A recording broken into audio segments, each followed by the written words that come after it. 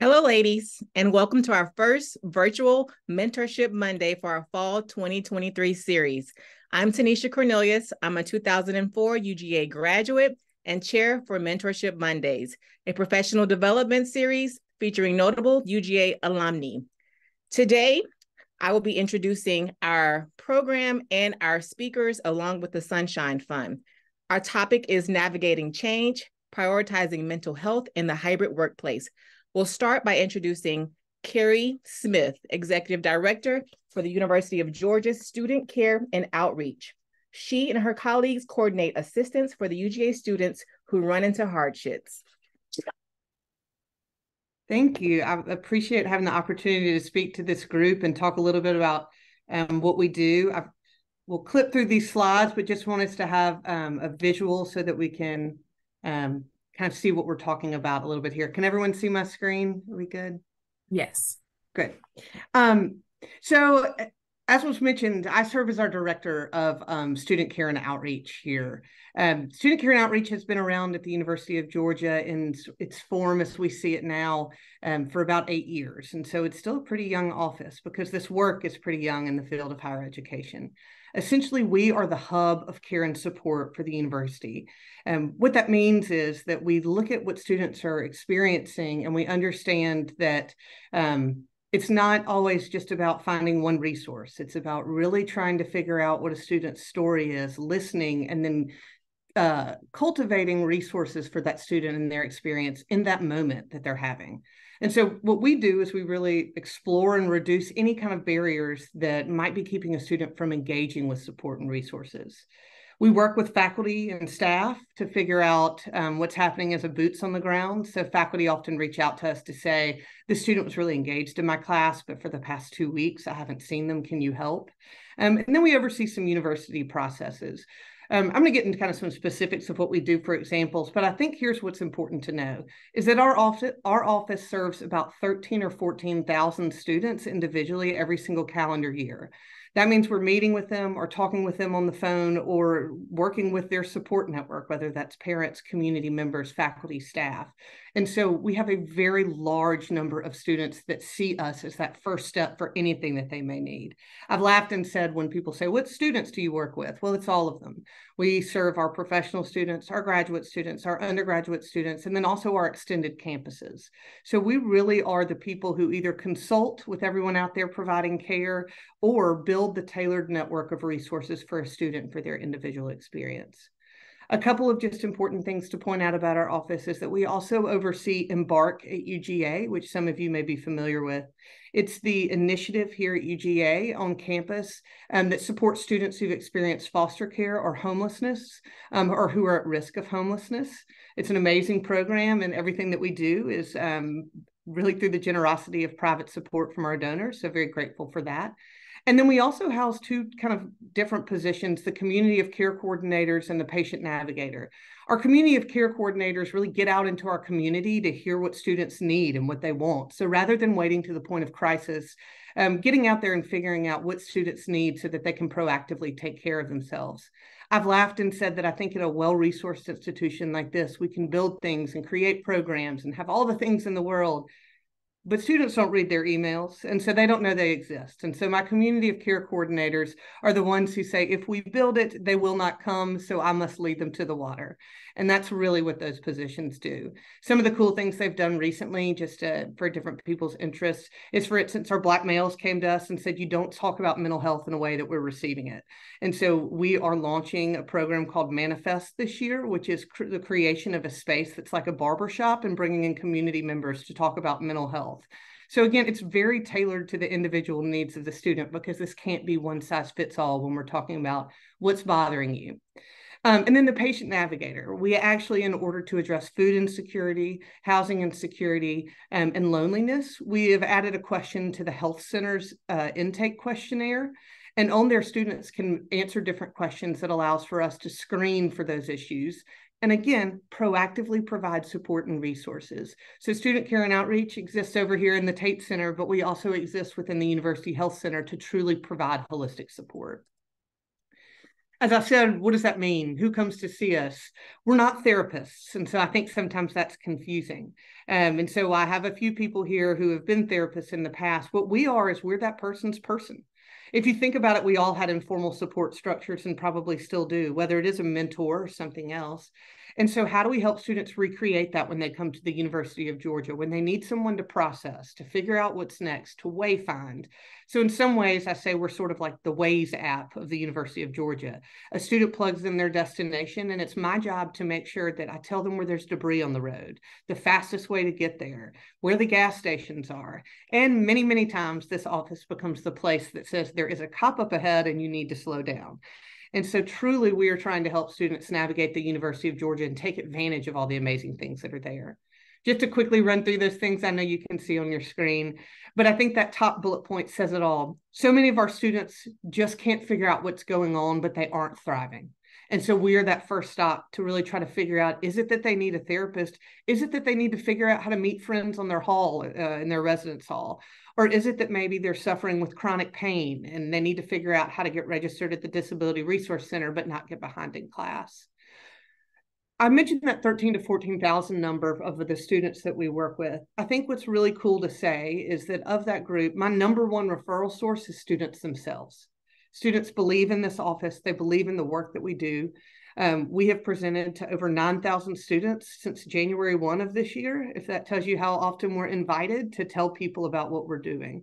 Students believe in this office, and they believe that this is often the symbol of the university providing help and assistance for students. Students want to come here and they think that nothing is going to go wrong, but as we all know, life is full of unexpected events, and it's having resilience in a time where you have to navigate those unexpected events. I appreciate the idea that today y'all are talking about navigating change. And I think very often we're helping students do just that in our office. Maybe the change is the death of a parent. Maybe it's that you just discovered that you have a mental health disorder, or maybe it's that you can't figure out how you went from a high school in rural Georgia with 80 people to a campus of 40,000. And so we are here to figure out what you need in order to survive. One of the ways that we do that is that we actually oversee the emergency and support fund process here at the University of Georgia. One of the things we changed about a year ago is that instead of creating all these hoops for students to jump through in order to receive emergency or support funds, is we streamlined it so that when a student seeks help at student care and outreach, that's the same thing as seeking help for emergency funds. It's not about an application and formalizing it. It's actually about humanizing a process that we need to humanize so that students don't feel like charity cases. They feel like the students are supported by the university. It's trying to increase institutional trust while breaking down the idea that asking for help is a bad thing. So essentially, students come meet with us. As I mentioned, that huge number that comes in, but we tell students all the time, if you're interested in seeking emergency or support funds, you can come to us. We've worked with schools and colleges across campus to create emergency funds within those different schools and colleges, but then we run them. So essentially, a student seeks support, and let's say they're a major in Terry, and they need something, a short sort of one-time cost. I usually use the example of a set of tires. So a set of tires is going to run you a little under $1,000. A student doesn't want to take out a loan for a set of tires that they probably need to just get to the job that helps pay for their living expenses. And so what we're able to do is actually award money from Terry or from Odom or from Franklin College. And so instead of a student having to ask their professor, they're coming to the place where they can get different types of resources, including funds. But of course, I know today you're talking about specifically mental health. And so do want to highlight the one fund that I think we're probably the most proud of. And I've laughed before and said that sometimes students don't know that the name of this office is Student Care and Outreach. But what I make for sure that they know is that this is where the Sunshine Fund lives. The Sunshine Fund was created by parents of two actually women, one who's recently become an alum. She just graduated, and one that's still here. And they wanted to do something for mental health that was meaningful, and they wanted to put sunshine out into the world. And so what they did was they created this fund that provides financial assistance to students seeking mental health care.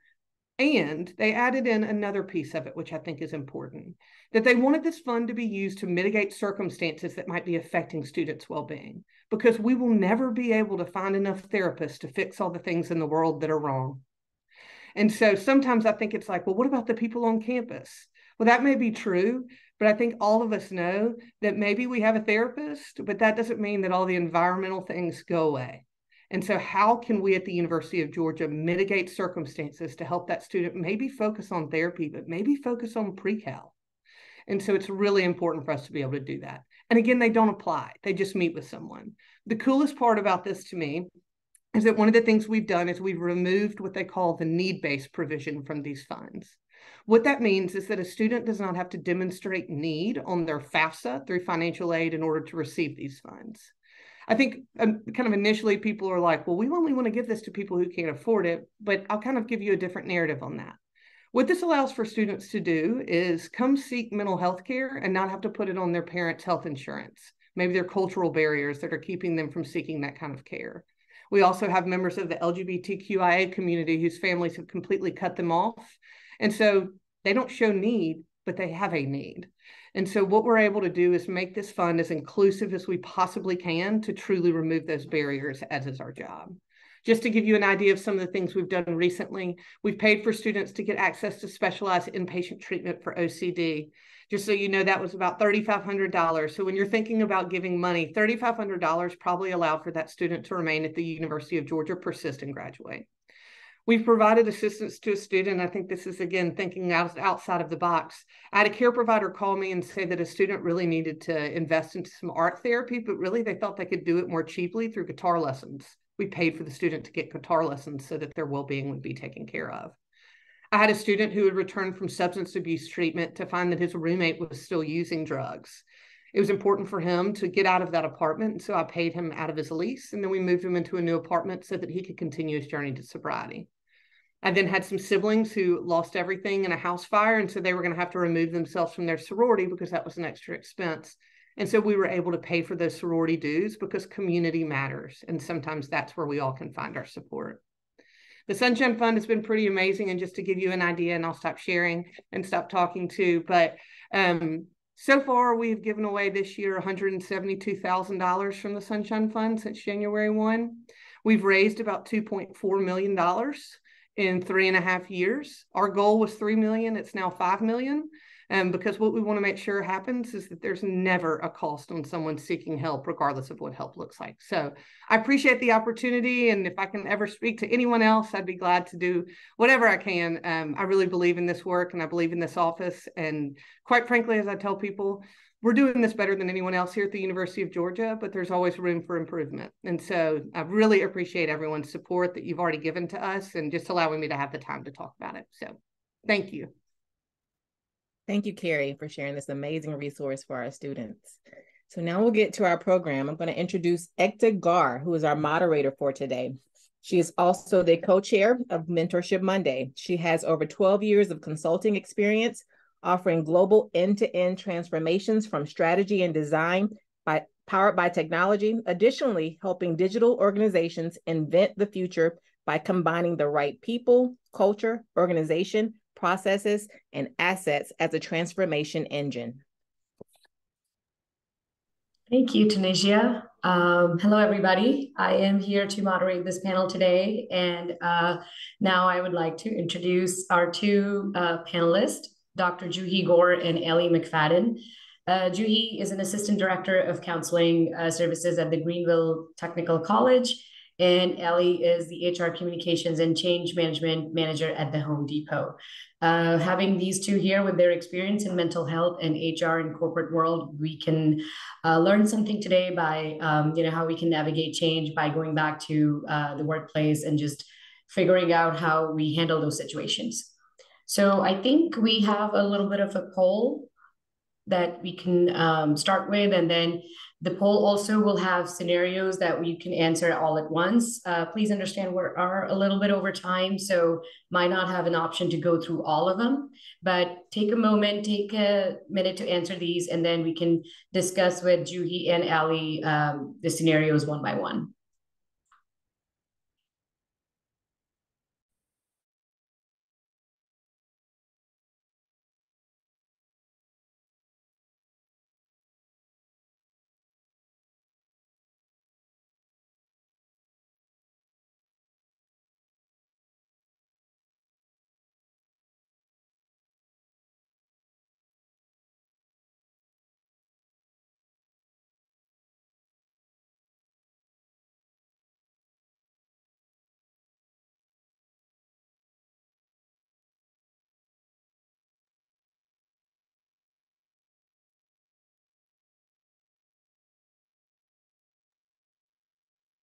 Ladies, we will go ahead and end the poll and show the results. If you have not pressed submit, you can do that now.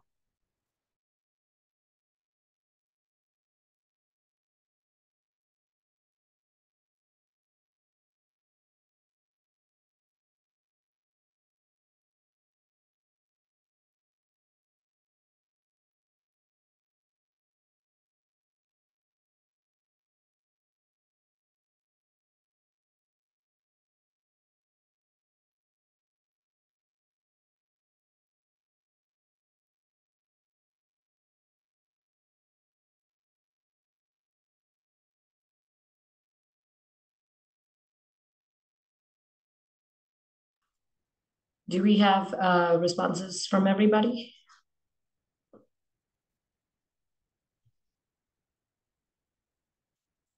Looks like we do. So I think first question, I'm going to open it up for our two panelists. We see how comfortable are you returning to in-office work? Looks like 62% said, don't make me go back. I prefer to work remotely indefinitely. Then the lowest was 8%. I'm a bit apprehensive about returning to the office, but I'll manage. So I'll let either one of you, start first, maybe Ali, because it is about in-office work, but happy to have Judy's inputs later.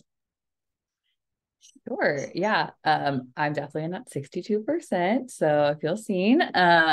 But yeah, I think so. The question really stems from what can an employer do to make that transition back from remote or hybrid work a bit smoother. And that is something that we are navigating at Home Depot, and I'm sure a lot of other companies are as well. And so something that we've learned, not only just with this return to work, is employees like to be communicated to. They like to know details, have information. A lot of anxiety and fear comes from the unknown. And so, I was hired during the pandemic at Home Depot. So I've very rarely been to the office.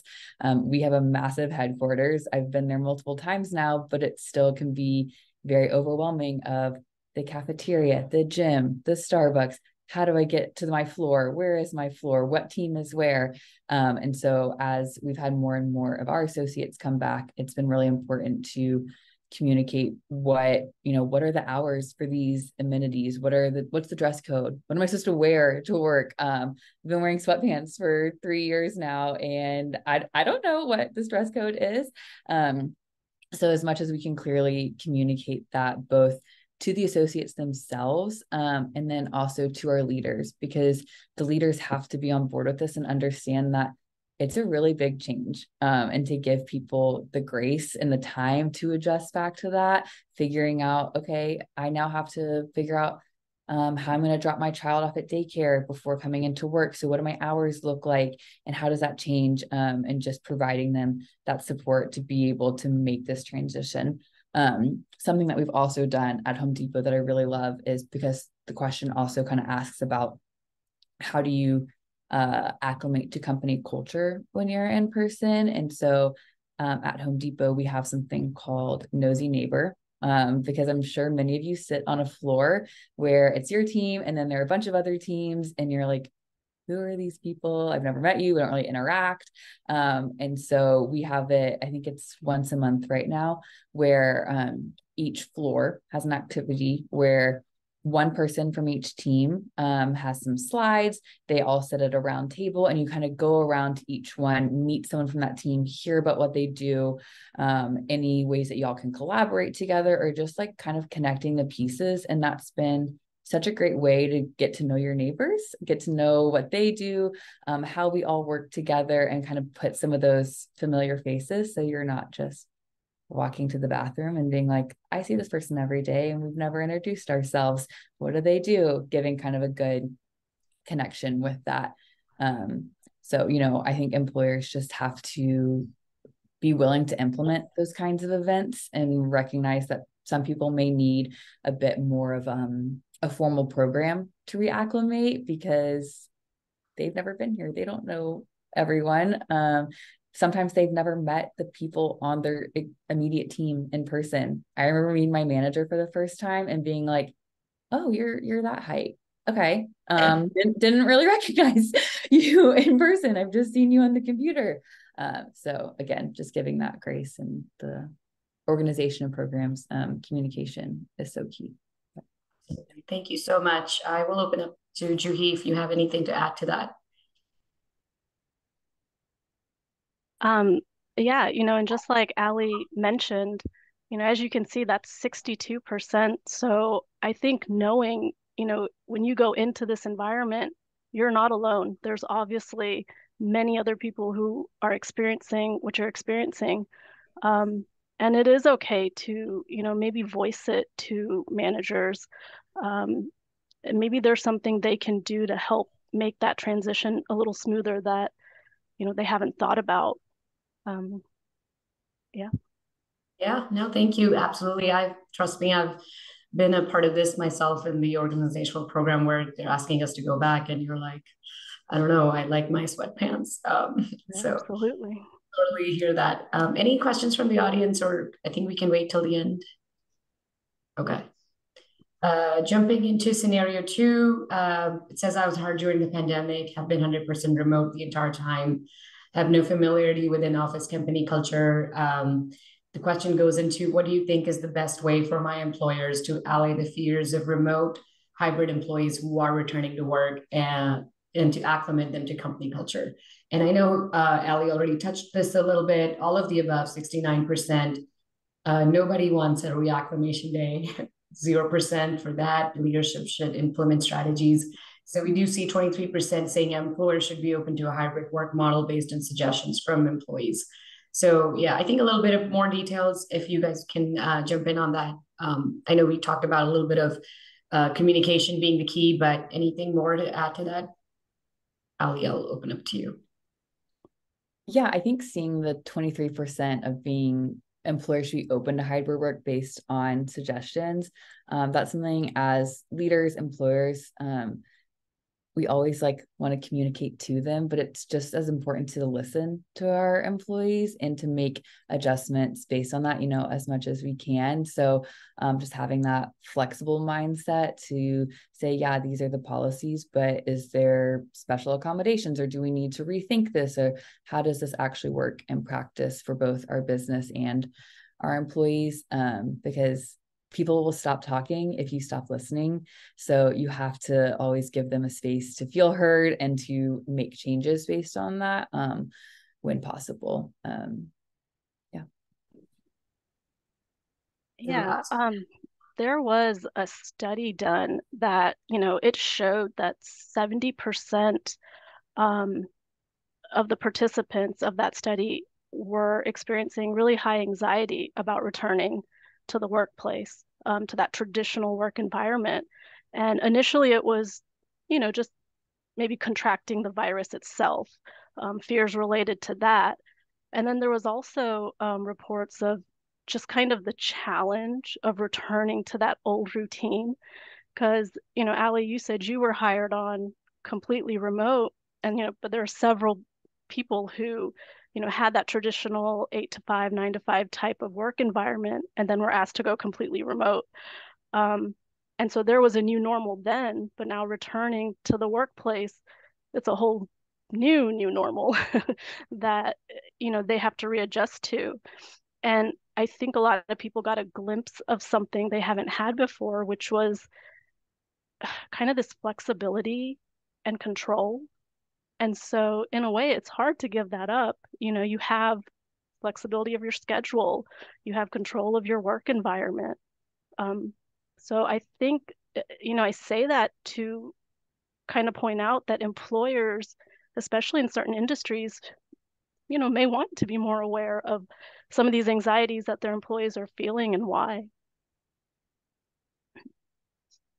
No, absolutely. Thank you so much for that insight, because I didn't even know there are studies done, but clearly that is a big factor affecting all of us, and I know affecting all areas of employee lives with their, kids, pets, and everything.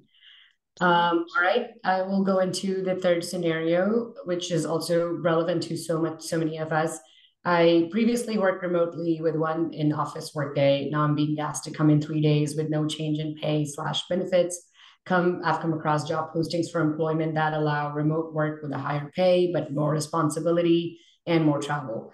How should I approach this decision to stay in my current position versus staying completely remote with more responsibility and definitely more travel?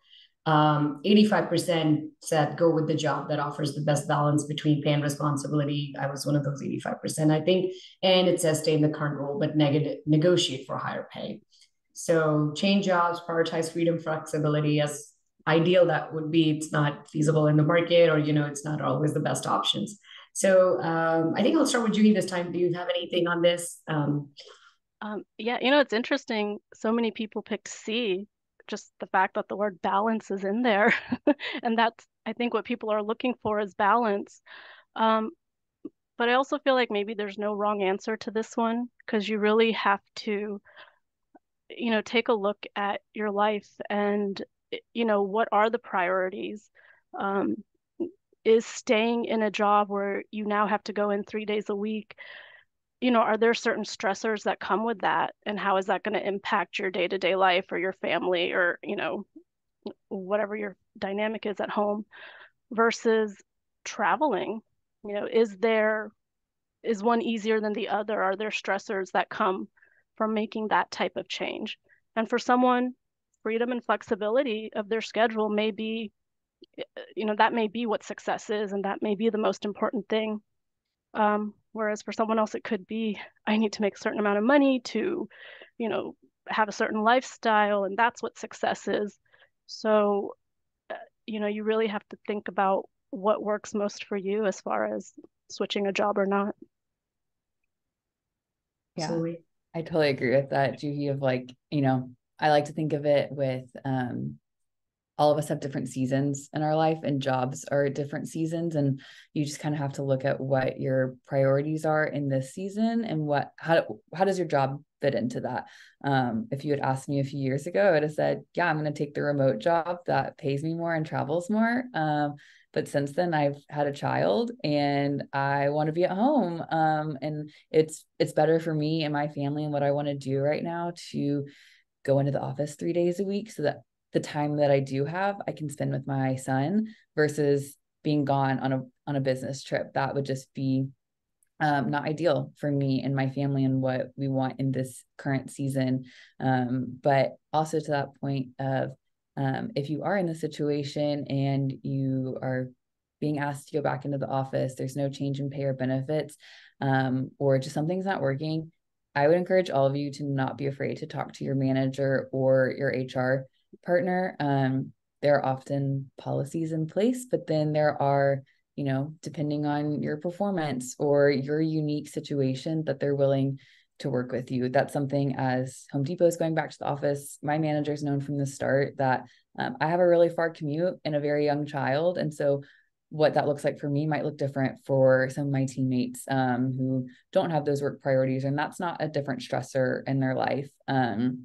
So you don't know unless you ask. My manager and I had this conversation recently. If he was like, you never don't count yourself out before you even ask the question. Maybe we can pay more. Maybe they can make it 2 days a week for you.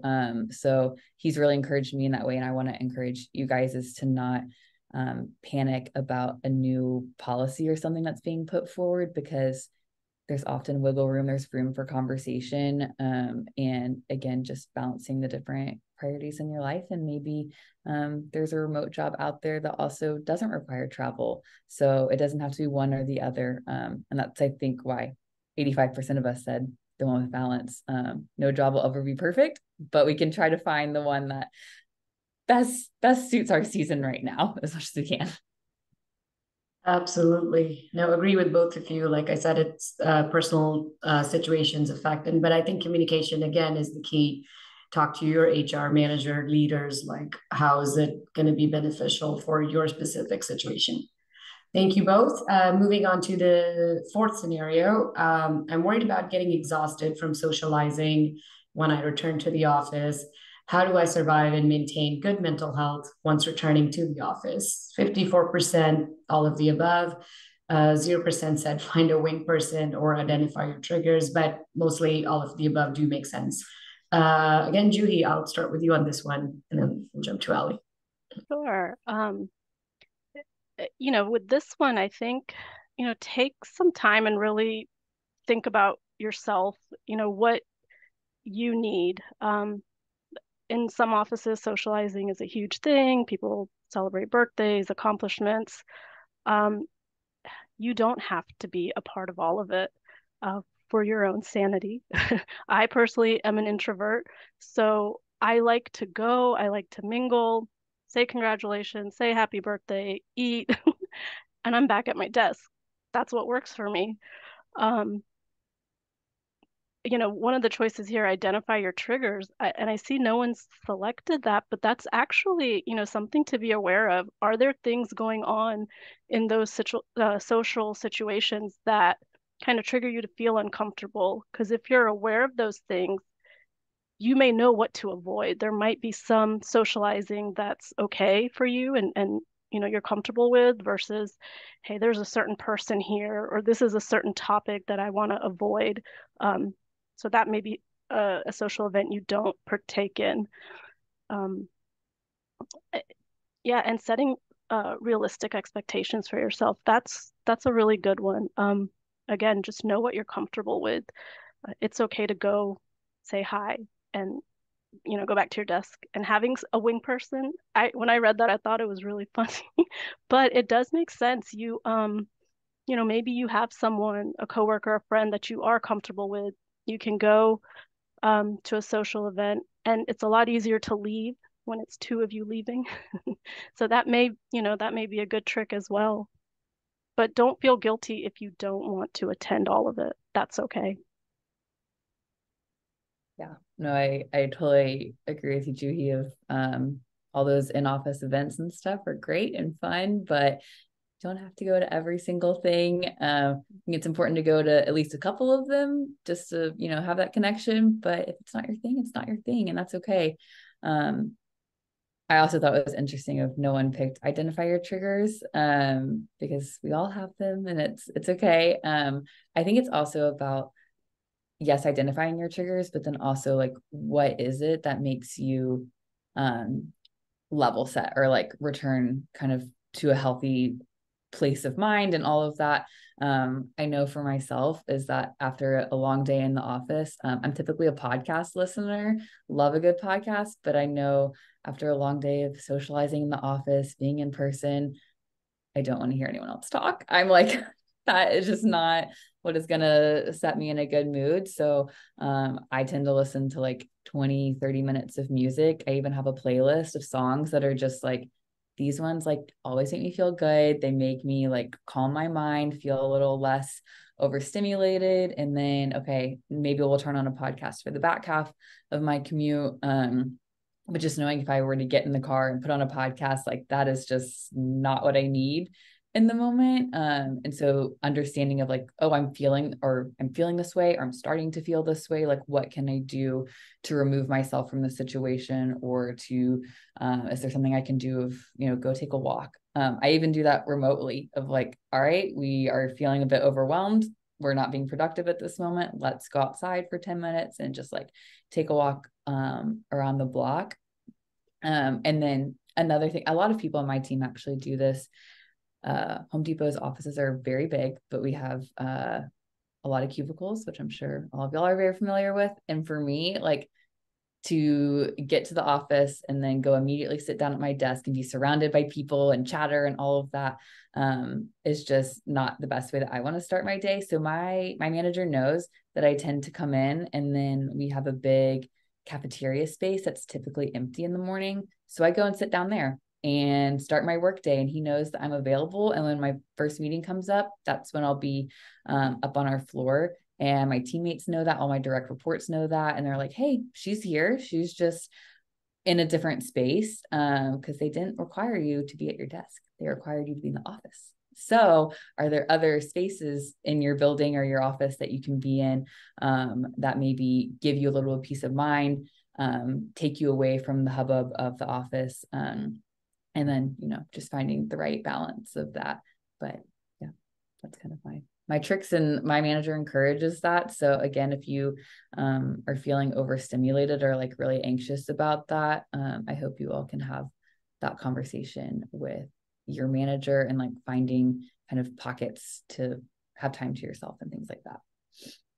Right. No, I started this new job in July where I 3 days in the office, and I'm not used to, I've either been at the client side or mostly remote all my life. But then all of a sudden there are baby showers and like, birthdays and bring your kid to work day. And I'm just like, I can't go to any of these really at all times. So the social trigger, and as much as our job allows me to be an extrovert or, talk to the client all the time, it's, my personal is like, can I just take a moment and get some space to myself, or I just book a meeting room and take my work there. And I'm like, I can't be around and be this social at like 9 a.m.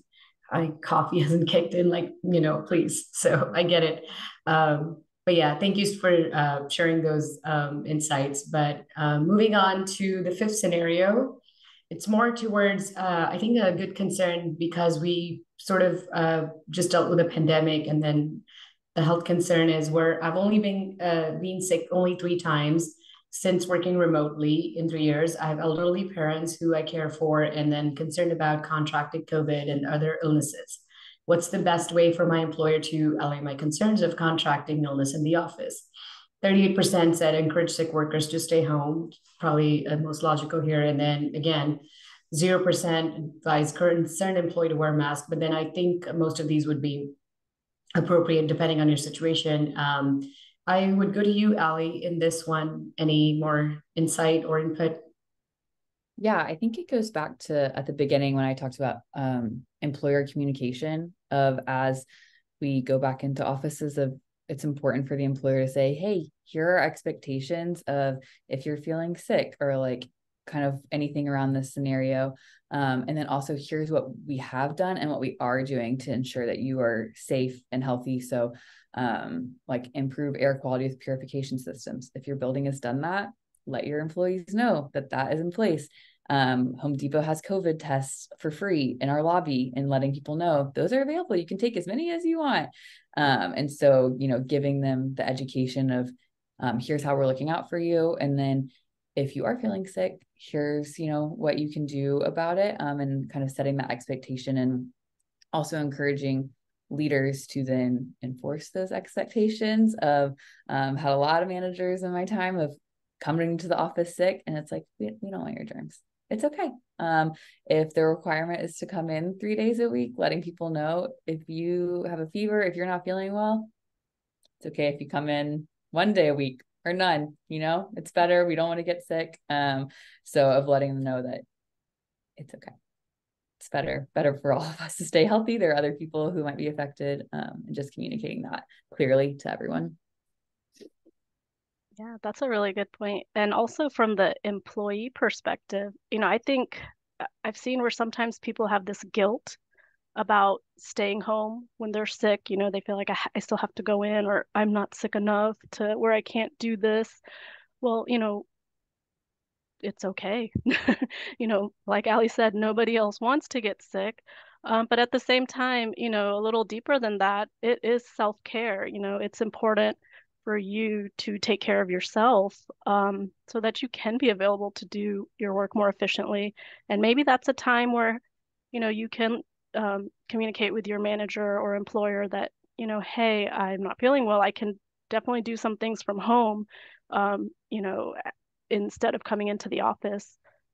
So maybe just kind of advocating that for yourself, but also, not feeling guilt if you have to be out. Exactly. And I feel like, it goes back to the mental health. Like it's okay to even take a mental health day. Sickness doesn't have to be always, outwards. You can be stressed out, burnt out. We all have that. So I've blocked even just 5 hours, 4 hours in your workday. It doesn't have to be a full workday. So no, totally get it. But yeah, we don't want anybody sick coming back to work. Okay, I think it's the last scenario before we go in our breakout session. So I will actually go into the sixth scenario. I was talking with one of my neighbors the other day, and she mentioned that her company was requiring employees to return to work 3 days a week. She's been fully remote for 2 years, feeling anxious about being forced to go back.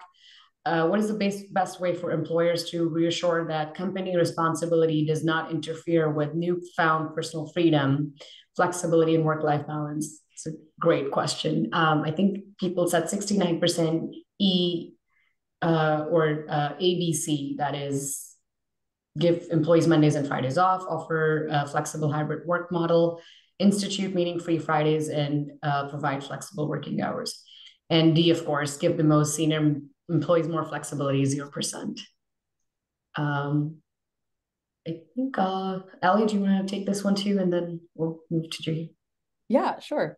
I feel like I'm a broken record of it all comes back to communication from the employer of just setting those expectations. That is again something we are doing at Home Depot right now. Is it kind of we've been going back for 4 days a week, and there's been a lot of questions about what does this flexibility mean? What does it look like?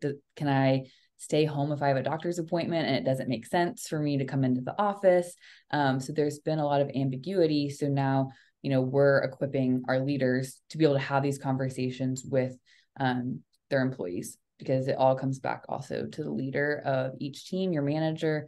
Like that's more than likely who an employee is going to talk to about these issues and questions that they have. So they've been like, I don't know the answer to these questions, and they should. So getting those expectations set with them. We do also have, we don't have no meeting Friday, but we have no meetings afternoon on Friday. And that is wonderful. From the day I started at Home Depot, they encouraged all of us to just set a block on the calendar. And so I've started doing that from day one of just Friday afternoons. There's a big long block. You schedule over it, you're going to get denied. We're going to reschedule. That's time to get things done, and things like that. And something I've recently kind of started to implement, as well as I've heard from a lot of women who are senior directors, VPs, EVPs, they only have one calendar. They don't have a personal calendar and a work-life calendar.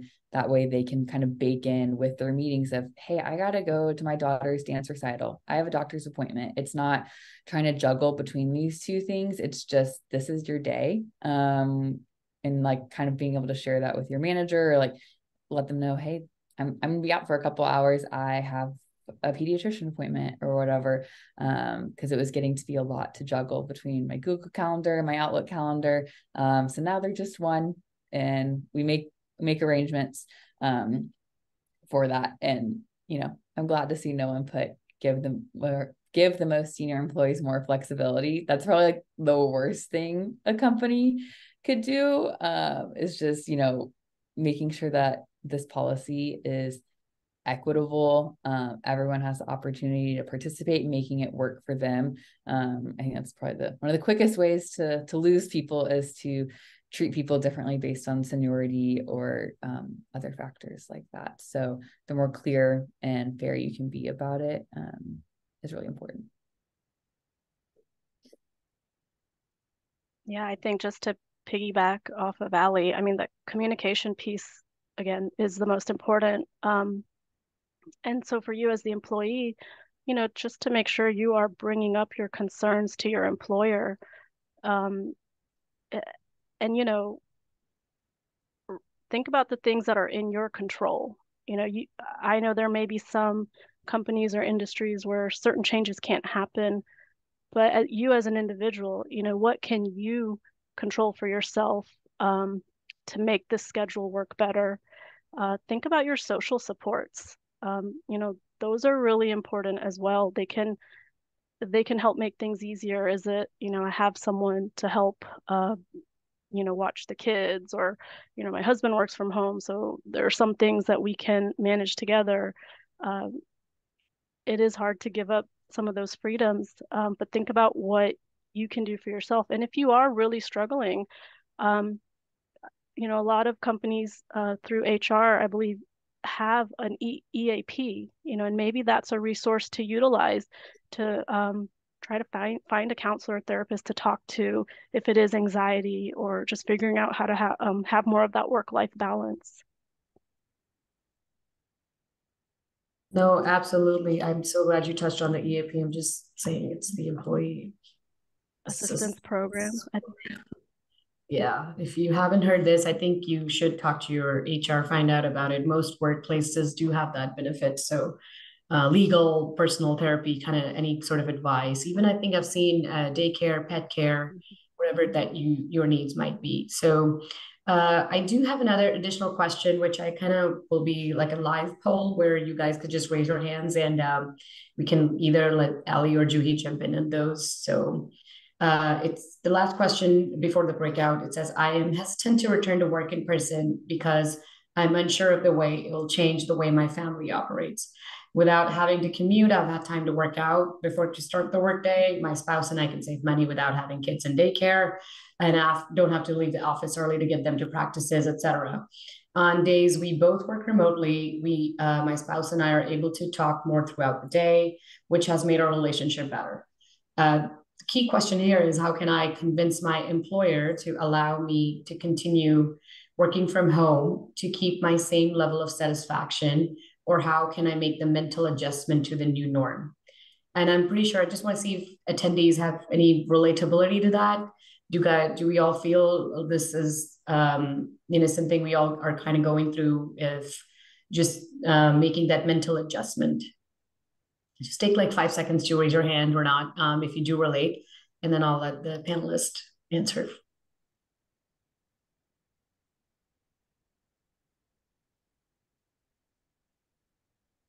Right. Yep. I think we definitely relate to that. We just sort of talked about it, having that social support. But do you want to take this and sort of elaborate more, maybe? Yeah, sure. One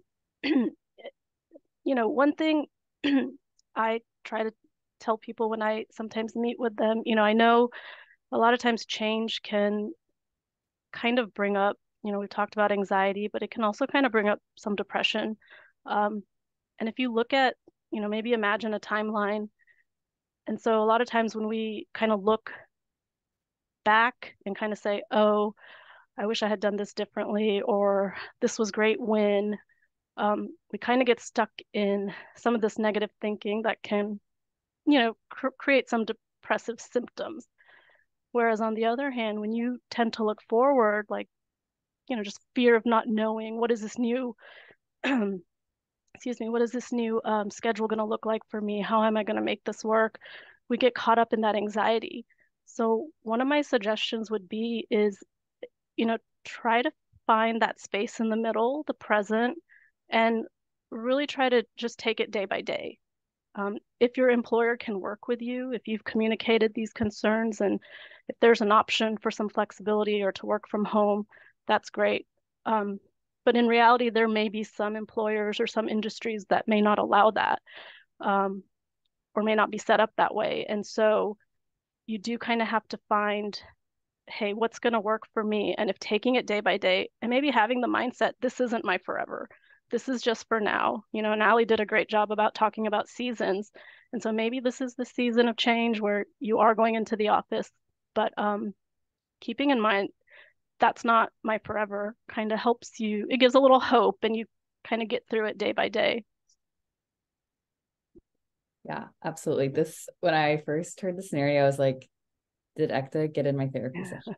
This is what me and my therapist talk about a lot, especially as, I have a child and stuff now. So, and one thing that, my husband's really been great about encouraging me in this, is my manager knows that, it's not realistic really for me to be able to come into the office multiple times a week on a regular basis. But we have had to go in about once a week for the past few months for various reasons. And after a couple of times of it, I was like, my days in the office are just not productive. Like, this is by far, I feel so stressed out when I have to go in. I feel like I'm not getting as much work done. And so I've started to write down kind of like what my day looks like when I'm in the office versus when I'm at home, so that I kind of have it in writing of documentation over the past few months of, hey, when I work from home, you get me from like 8:30 to 5:30 basically. And here's what I'm able to produce. Here's like what's able to happen, versus now if I have a commute to bake in, all these other like office interactions, all this stuff, you're getting less out of me. And I'm much less flexible to be able to support the work that I'm doing, versus when I stay at home.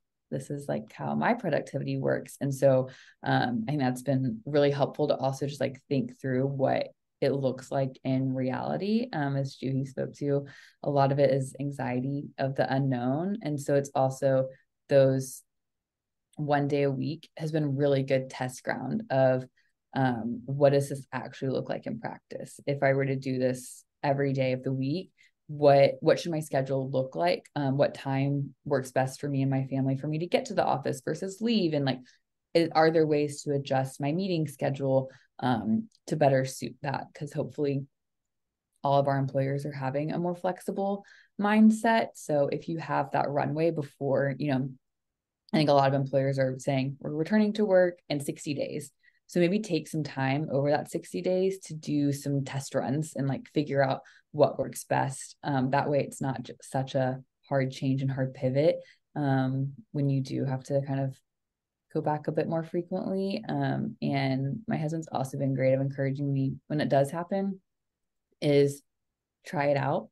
We used to go to the office all the time. I know it's really scary and like not ideal, but humans, we're all adaptable. We figure out ways to adjust to our new normal, just like we adjusted to working remotely full time, is that we can also learn to adjust to whatever the next phase is, and whether that's returning to the office, finding a new remote job, whatever it is to not let yourself kind of spiral, be so panicked that you can't even like see forward into what it could look like. Right. No, absolutely. And I think it goes back to a little bit of expectation setting with your team manager. But thank you both. I think this was really helpful for me. I know definitely navigating change for me hasn't been this easy, or still adjusting to it. But let's move on to the next segment. Before we go into the breakout, it's a very light take on our whole topic today. So if you could run the video for us, Erica. Hello? Hi there. Who's this? It's Paul from HR. Just letting you know we're not going to be working from home anymore. Oh, you have the wrong number.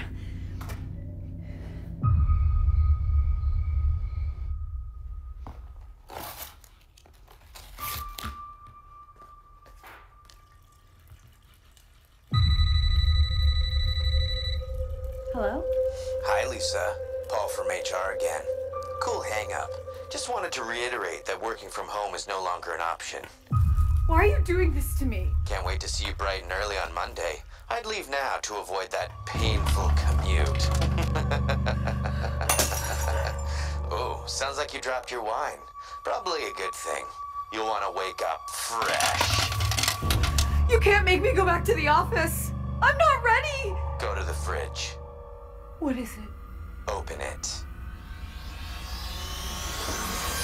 Pre-made lunches for the week. Can't wait for you to try the tuna salad I made for Friday. The bread's gonna get so soggy. Is this some sick joke? What's sick is the smell you're gonna leave when you reheat the poached fish I made in the microwave. Everyone's gonna hate me.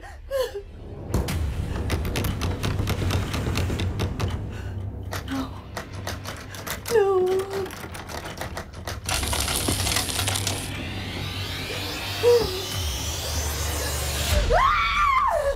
Forgot to mention, business attire is mandatory, so dust off those mid-rise Reitman trousers. Sweatpants forever!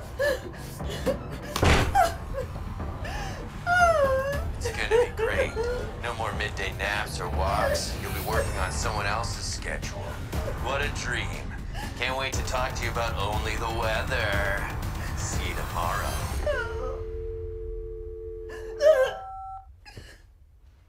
Who was that, honey? It was work. I have to go back to the office. Oh my God. Sounds horrible. Want to watch a movie or something? I can't. I have to go to bed early.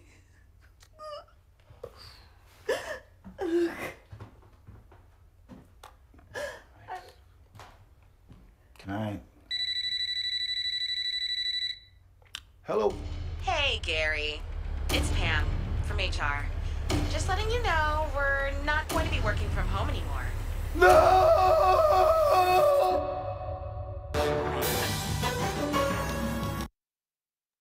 Well, there you have it. I think sums up our whole discussion today. But I think we have something for Cookies and Cocoa with Hairy Dog. This is the event coming up Sunday, November 19th. I think you can scan the QR code if you want. We're presenting this at City Springs, Sandy Springs location. Any more information from you guys? Erica, Tunisia, jump in. But feel free to, look into this. I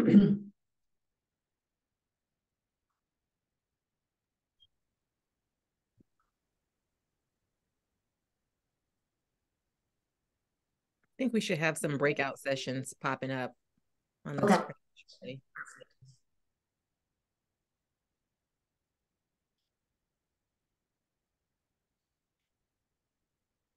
Erica, I see you speaking, but I at least can't hear you. All right, we're going to change over to this one. How about that? There we go. Okay. Thank you all for participating with us today. In just a few minutes, we're going to put you all into a couple of breakout sessions to allow you to ask more questions of our presenters. We are very happy that they had time to join us to talk about this timely subject. And again, if you would like to be one of the first to hear about the Women of UGA events that are coming up, the QR code is still on the screen. Feel free to use your phones and click on that for additional information. There will be another installment of Mentorship Mondays coming up in February. So make sure you check your emails for that. Ladies, again, we appreciate your time.